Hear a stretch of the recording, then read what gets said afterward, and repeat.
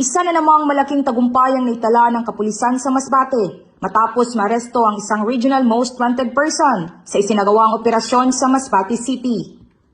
Isinagawa ang operasyon ng pinagsanib na puwersa ng CIDG Masbate Provincial Field Unit bilang lead unit, katuwang ang Regional Intelligence Unit at Provincial Intelligence Unit 5 Masbate, 94th Special Action Company ng 9th Special Action Battalion, Masbate 1st Provincial Mobile Force Company at Masbate City Police Station.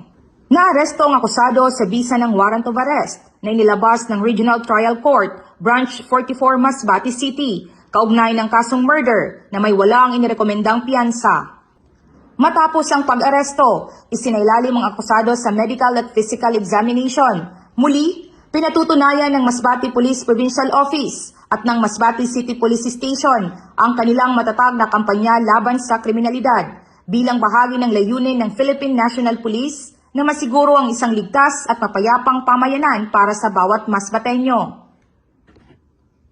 Ako po si Patrolwoman Franzen May E. de Mesa, nag-uulat para sa Police News Network at ito ang bagong PNP para sa bagong Pilipinas. Serbisyong mabilis, tapat at nararamdaman.